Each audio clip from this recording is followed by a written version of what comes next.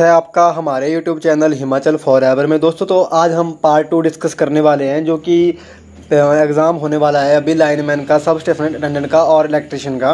दोस्तों आज हम जो पार्ट डिस्कस करेंगे, वो जो क्वेश्चन हम लेके आए हैं वो ट्रांसमिशन एंड डिस्ट्रीब्यूशन सिस्टम से हैं, कि कैसे इसमें लाइन का ट्रांसमिशन होता है और कैसे डिस्ट्रीब्यूशन होता है।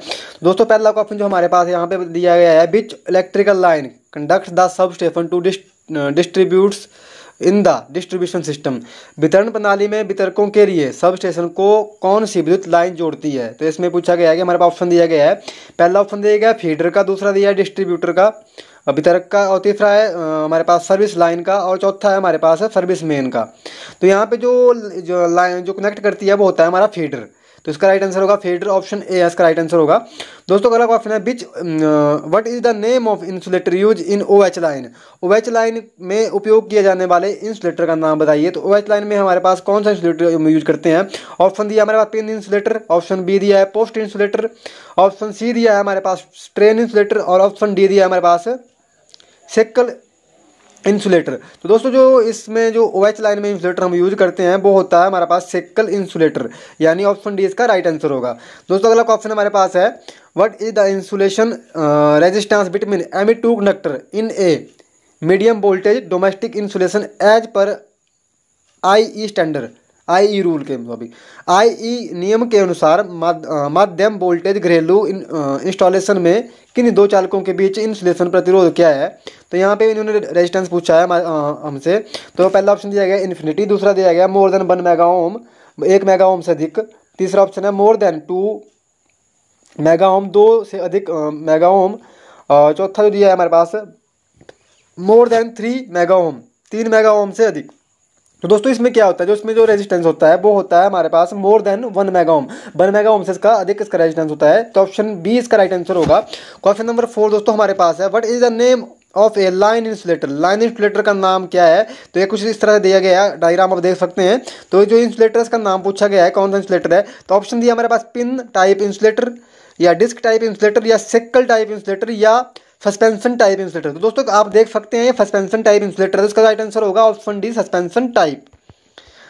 तो ऑप्शन क्वेश्चन नंबर 5 है हमारे पास, what is the voltage ratio in the AC distribution line adopted by domestic customer. घरेलू उपभोक्ताओं के लिए अपनाई गई AC वितरण लाइन में वोल्टेज अनुपात क्या होता है? तो वोल्टेज रेशो पूछिए हमारे पास वोल्ट, तो उसमें पहला दिया है 415 वोल्ट से लेकर 240 वोल्ट, 220 वोल्ट से लेकर ऑब्लिक 110 वोल्ट, और 415 वोल्ट ऑब्लिक दिया है हमारे पास 110 वोल्ट, और डी ऑप्शन दिया हमारे पास 11 kV टू ओब्लिक 415 वोल्ट। तो दोस्तों जो घरेलू लाइन में हम यूज करते हैं वो 415 वोल्ट से ओब्लिक 240 वोल्ट होती है, यानी ऑप्शन ए इसका राइट आंसर होगा।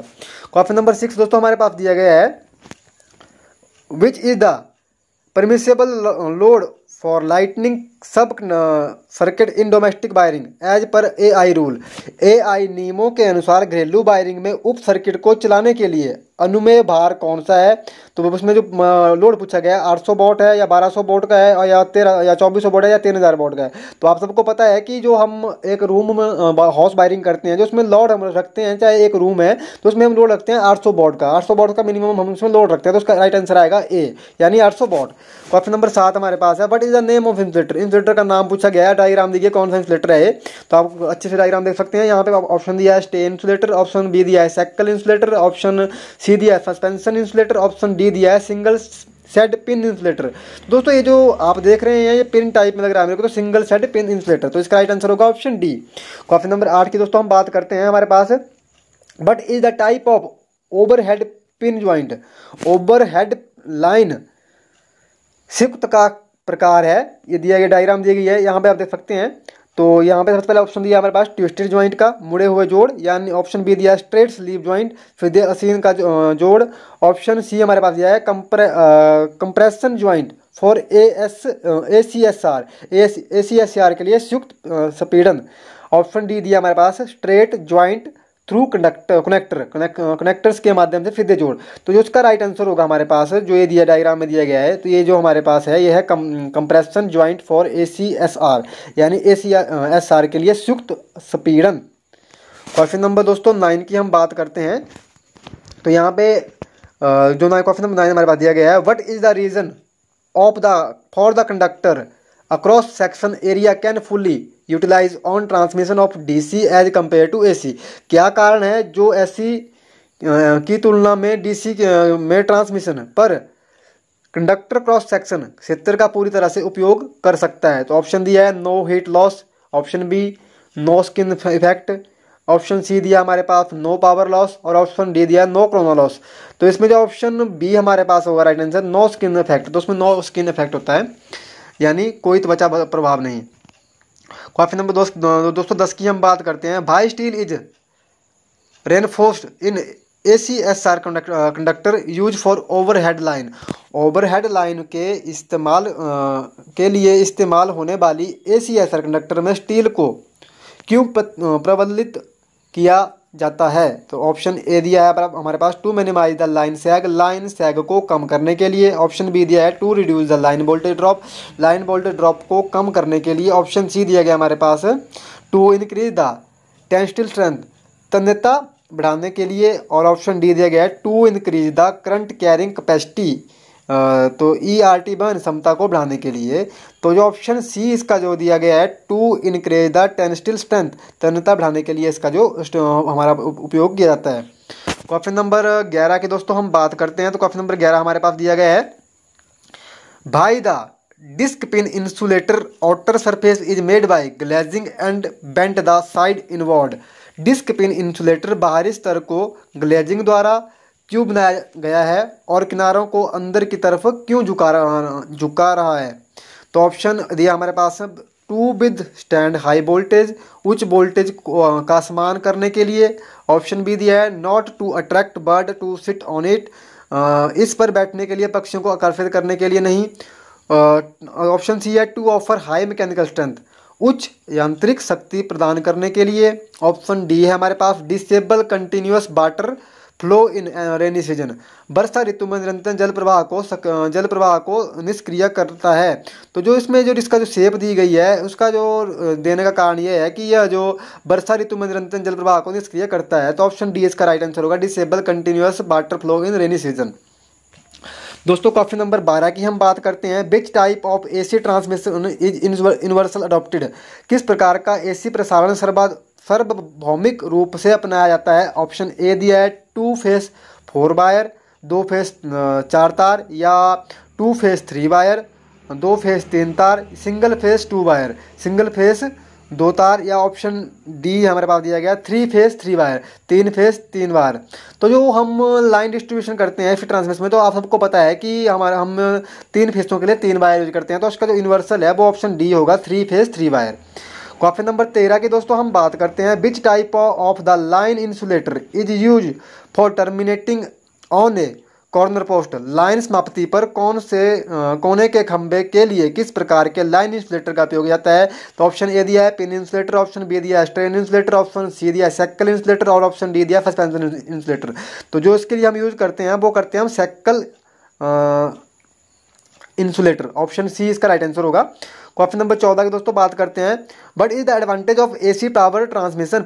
AC पावर ट्रांसमिशन का क्या फायदा है? तो ऑप्शन ए दिया है कोरोना लॉस नेग्लिजिबल, कोरोना नुकसान नगण्य, और ऑप्शन बी दिया है stress of transmission line is minimum, transmission लाइनों का तनाव न्यूनतम होता है, ऑप्शन सी दिया है low voltage drop in transmission लाइनों में कम वोल्टेज ड्रॉप, और जो ऑप्शन डी हमारे पास दिया गया है इसमें, तो इसमें दिया गया है voltage can be step up and step down easily.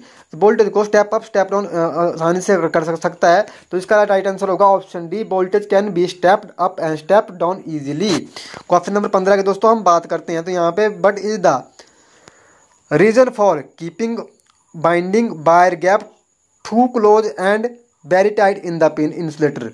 Binding wire gap को बहुत पास रखने और पिन इंसुलेटर में बहुत टाइप होने का क्या कारण है? तो इसमें ऑप्शन ए दिया है अवॉइडिंग स्पार्किंग को से बचने के लिए, अवॉइडिंग क्रोजन जो हमारे पास जंग लगती है उससे बचने के लिए, अवॉइडिंग ऑक्साइड फॉर्मेशन ऑक्साइड बनाने के से बचने के लिए, या अवॉइड एटमॉस्फेरिक प्रेशर वायुमंडल दबाव से बचें। तो इसमें जो ऑप्शन ए है इसका राइट आंसर होगा अवॉइड स्पार्किंग। तो स्पार्किंग से बचने के लिए इसका हम यूज करते हैं। क्वेश्चन नंबर 16 है दोस्तों हमारे पास। But is the name of conductor use on overhead line. Overhead लाइनों पर उपयुक्त कंडक्टर का नाम है ACSR, या B aluminium, option C galvanise iron, या option D hard drawn copper, कठोर खिंचा हुआ तांबा। तो इसका जो राइट आंसर होगा वो होगा हमारे पास option A ACSR। Question number 17 की दोस्तों बात करते हैं हम यहाँ पे। तो what is the main purpose of cross arm use in electrical pole, विद्युत खंभों में प्रयुक्त होने वाले क्रॉस आर्म का मुख्य उद्देश्य क्या है।